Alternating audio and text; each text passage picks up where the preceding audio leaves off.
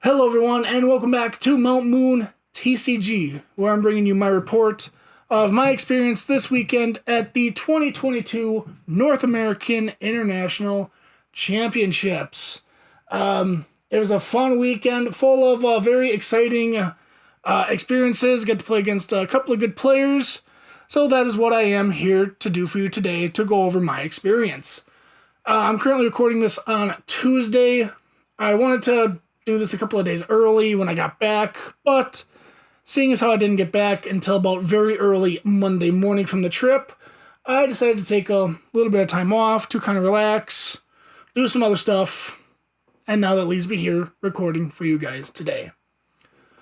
I want to give a special shout out to a couple of guys that took me to the tournament. I was the only one from the Wassa Point area in our group to go to the international tournament.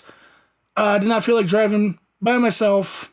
So I went with a couple of guys from the Green Bay Appleton area. So a big shout out to Darian, AJ, and Dakota for allowing me to ride with them on the long, I think it was 10.5 hour drive. Something like that. It took me about hour 40, hour 30 to drive from where I live to Appleton. And then I think it was about 8.5 hours to get from Appleton to Columbus, Ohio. So yeah, big shout out to you guys and thank you for allowing me to come with you on your trip. So we left very early Thursday morning at I left at 4 in the morning to meet them at 6 in the morning. And then I passed right out in the car. So I did not know what deck I wanted to play during this whole process. There was decks I had ideas about.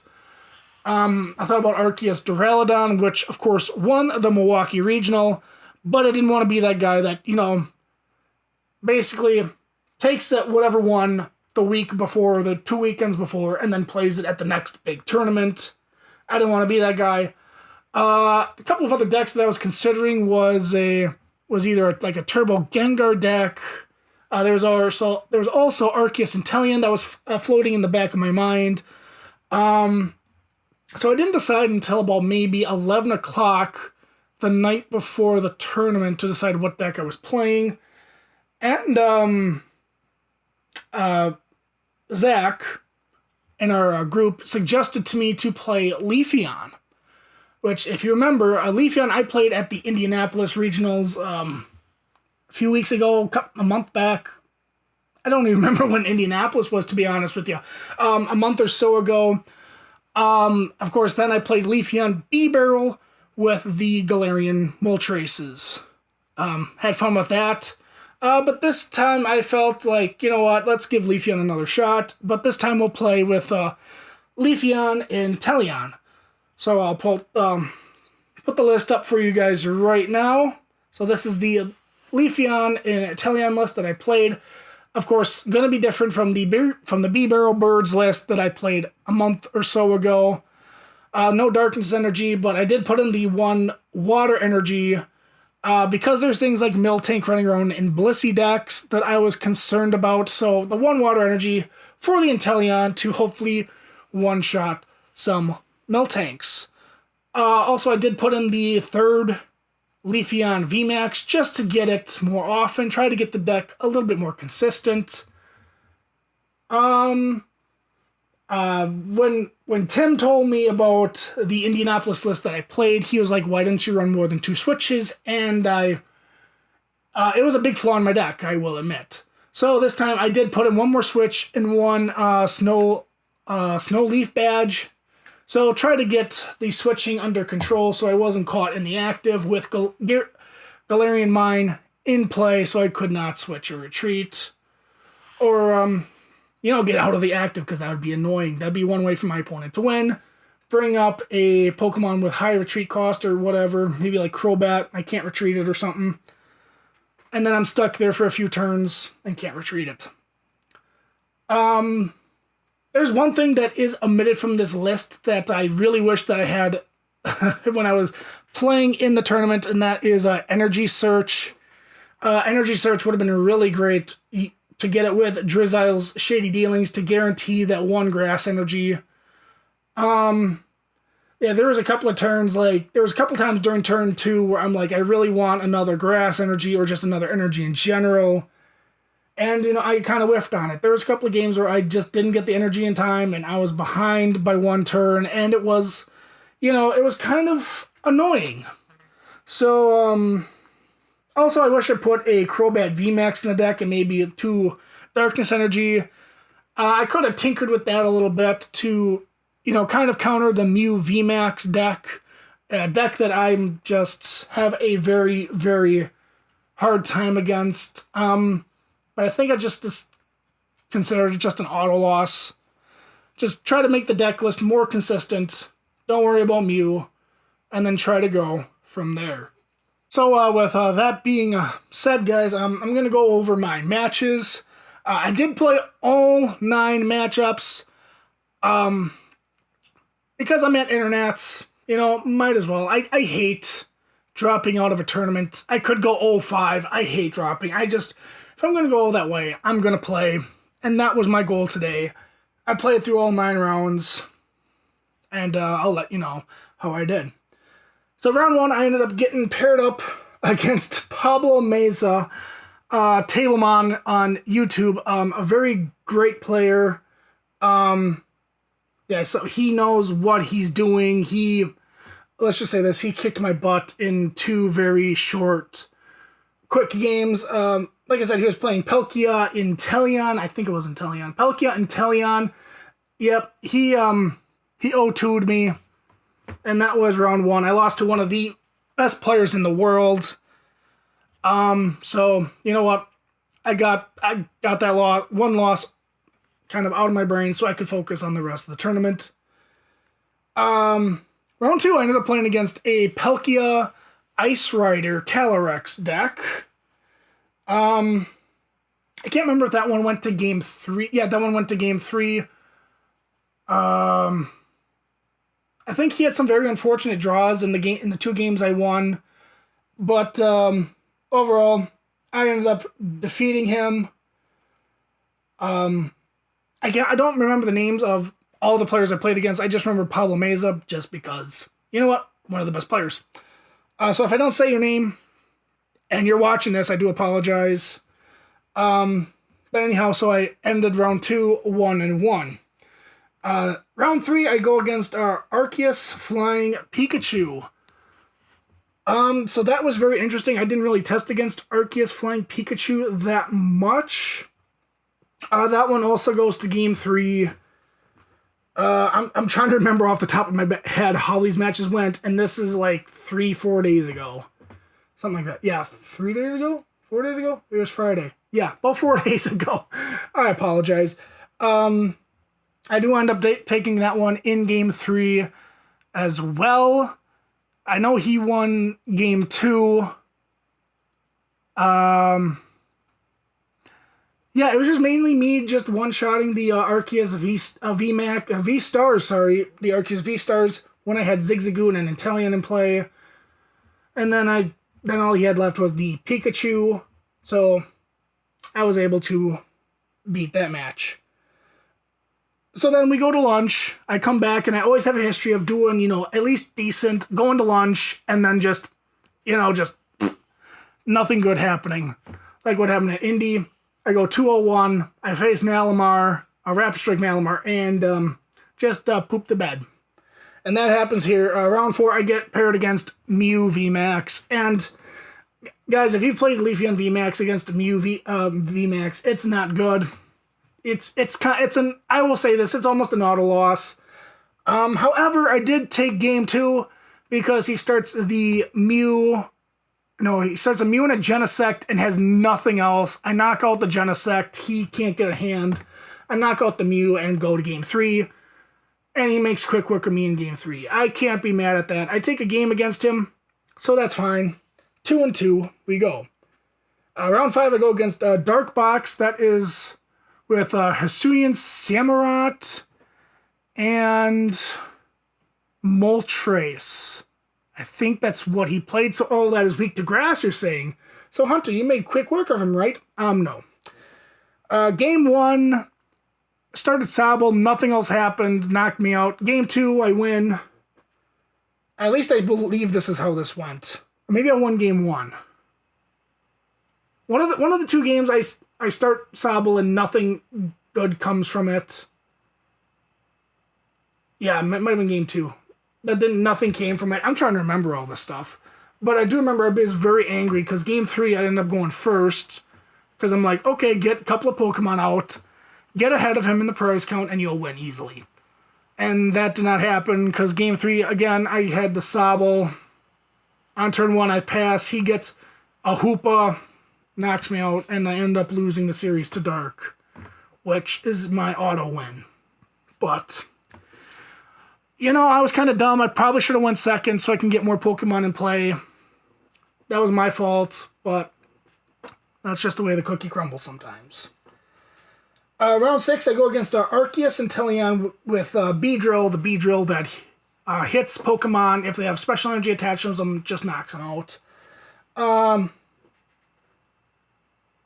one, I think, only goes to 2 games. My opponent was not very happy. I think he was expecting to do way better than what he was expecting, because at this point we both have 3 losses. So I beat him. Kind of felt bad for him because he was just not having a good time. He was having some dead hands, and I was top decking like a champ. I was getting the exact cards I needed every time. So I win that one. Round 7, I go against Palkia. Not too well there. That one's only game 2 where he beats me, so no game 3 there. Round 8, I get paired against a Blissey Miltank deck, so I was a little worried. Also, because at this point I was thinking about dropping, but I didn't know what I wanted to do. But I ended up being late for my match, so got scolded. So if you're late to your match and it goes into a tie, then you take the loss because you were late. But I was like, okay, as long as I knock out the Blisseys, I'm fine. If I win in 2 games, I'm good. My opponent was an older gentleman. He played a little slower than I'd like him to, but that didn't really matter because I take my 2 to 4 prizes off the Blisseys. He put up the Miltank. I get the Inteleon with the water energy, knock out the Miltank, knock out Tornadus. Wash, rinse, repeat. I take the win against Blissey. And then round 9, I faced Mew. There's no other way to put it. I faced Mew. I did not like myself because he got everything he needed in 2 turns, and I scooped both games because I'm like, no, this ain't fun. So that was it. That was my whole tournament experience. So I end the tournament 4-5. So then after the tournament, the 3 guys that I went with actually went out to eat. They went someplace to go to eat because I was like, I want to finish the last couple of rounds. So I ended up taking those little scooters in the middle of town. I took it to the hotel. Got to the hotel and there's a McDonald's right there. So I go, I'm like, okay, to eat, I'll get some McDonald's, whatever. They weren't serving because they didn't have enough employees. So I was kind of like, okay, whatever. So I take the scooter and there's like a Wendy's about a mile away. So I'm like, okay, I'll go get some Wendy's. And it's starting to get dark at this point. So about a half mile in, the scooter is starting to die. And I'm like, okay, this is not good. So I'm like trying to get it to, I like try to manually go. That takes a while. And maybe about a half a block from the Wendy's, the scooter dies. Not very good. This is turning out to be a not fun night. So I walked the rest of the way to Wendy's, and it's a little bit after 10. The lobby inside Wendy's has closed. So I'm stuck at a Wendy's about a mile away from the hotel, not knowing where I am, in the middle of Columbus, Ohio. With no way to get back, and it's getting darker by the second. So I have this app that allows me to use the scooters. It's called the Lime app. And so it can kind of show you where the nearest scooter is that's available to use.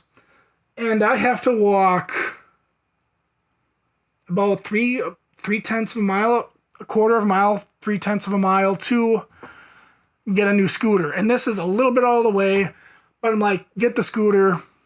You're not going to be on the road as long. That's fine. I walk my distance to get the scooter. At this point, it's about 10:30. When I finally get to the scooter, I'm right on it. Nearly fell off a couple of times because it's very awkward holding the phone for directions and riding the scooter when it goes 15 to 20 miles an hour. So on the new scooter, I ended up getting back to the hotel safely. And the other three did not arrive back from their dinner. So I'm just like, you know what? I guess I'm not going to have any dinner tonight, which kind of sucked. But you know what? I don't feel like going, driving on a scooter for another, half an hour to try and get some White Castle or something. Because there was a White Castle about a mile away. And I'm like, no, we're not going to do this again. In case you're wondering, the scooter does have a headlight and it does have a taillight so people can see me in the dark. Yeah, I had to go through at least a half mile of just dark roads. Like, it wasn't fun. Felt like somebody was following me. The lesson is, if you have to resort to using a scooter late at night to get some food, just don't. Just stay in the hotel, eat your trail mix, eat your beef jerky and your gummy bears, because that's what I took for the tournament for snacks. That's what I ate. That was my supper. Delicious. And then we went back the next day for day 2. I watched a little bit of stream, but mainly I just kind of hung out in the hall and just kind of played Fall Guys. Fall Guys just came out and I wanted the opportunity to play it. So I really did not do much. I was going to trade in some stuff, but the stuff I wanted to trade in left at home. Wasn't very fun. I ended up taking some pictures of the cool things around in the venue, which you'll have probably noticed during this whole video. There's pictures of me in the Pokemon Legends Arceus, kind of like the campground. So that was kind of really cool to get that picture. And then, of course, the pictures of the professor and his board where you can get missions and stuff like that. And just kind of other Pokemon and the giant Pikachu that was in the corner and the flying Pikachu that was in the middle of the hall. So I got a few pictures of that. And that's what you're seeing here besides my deck list. So yeah, I really didn't do much day 2. Other guys competed in side events. I was just like all relaxed mode. So that was kind of what my mission was. And then on the Sunday, yeah. So I think right before the junior match starts, we decided to leave. We actually go up to Akron, Ohio to go to Full Grip Games, kind of check that place out a little bit. And then we start the long process home. And like I said, probably got to Appleton at about midnight. Didn't get back to my place till about 2 in the morning. And then that leads us to right now. So that's basically my whole report of the whole experience at the North American International Championships. If you did not watch any of the streams, go back and watch it. It was phenomenal. One thing that I liked that I did not expect that I would like is I watched, during day 2, I did watch a lot of Pokemon Go. And I watched some Pokken Tournament. I saw the finals for both of those matches. Both were pretty epic. It kind of got me in the mood to start playing some Pokken Tournament on the Switch. And I was like, oh, this looks really fun. I mean, I got nothing else to look forward to for a few months, at least until after Worlds. I ain't doing anything. So that was a pretty neat experience right there. Watched the finals of the TCG Masters. Good finals. I kind of figured that Azul was going to win the whole tournament. Because it was Arceus Pikachu versus the Palkia Inteleon, and I'm like, Pikachu should win this matchup. Palkia is weak, of course. But yeah, there's really not too much to talk about at this point. Let me know your thoughts below. Did you guys go down to the North American International Championships? Did you watch the streams? Was there anything that you want to share with with us, want to share with the other subscribers and other people on this channel, just let us know in the comment section down below. And yeah, guys, thank you very much for listening. Make sure you hit that like button, subscribe, and we'll see you next time here on Mount Moon TCG. See you next time.